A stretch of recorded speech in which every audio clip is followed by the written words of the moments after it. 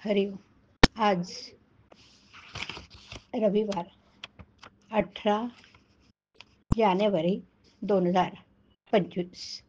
सद्गुरू ब्रह्मचैतन्य गोंदवलेकर महाराज यांच्या प्रवचनाचा आजचा हा भाग. नाम हे निष्ठेने घ्यावं. ऐकूया. नाम श्रद्धेनं घेणं म्हणजे काय?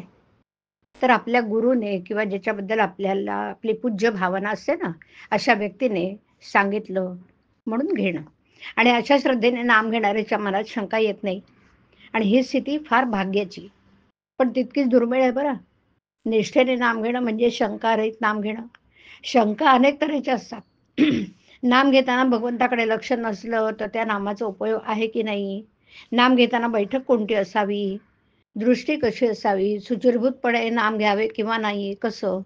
अशा तऱ्हेच्या अनेक शंका या मनामध्ये येतात. थोडक्यात असं म्हणता येईल, की आपण जे नाम घेतो ते भगवंतापर्यंत पोहोचतं की नाही? या एका शंकेत सर्व शंकांचा समावेश होतो. भगवंत आणि त्याचं नाम एकरूपच असल्याने त्या दोहोंचा आड काहीच येऊ शकत नाही.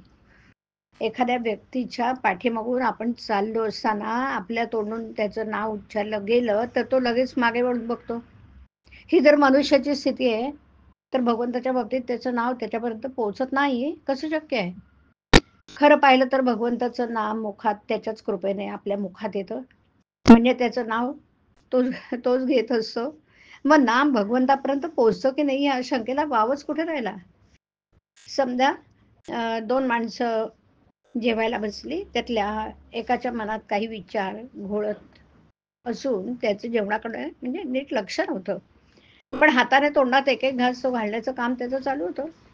आणि दुसरा इसम तो मात्र लक्षपूर्वक जेवण जेवत होता. दोघंही जेवून उठले. यात उपाशी कोण राहिला? दोघांची पोटं भरलीच की.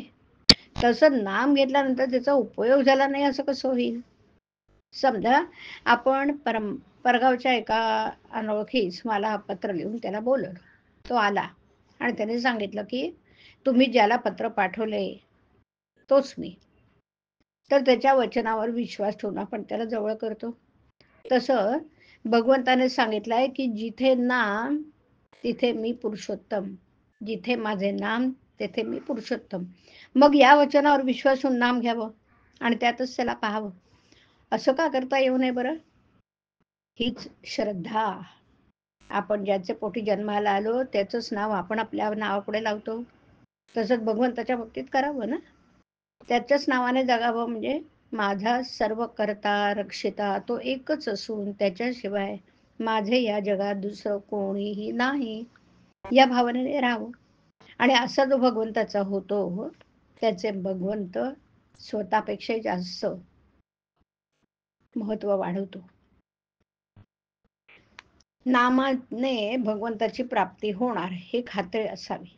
अशा नामालाच निष्ठेचं नाम असं म्हणतात. हरिओम. हरिओम तत्सत. हरिओम.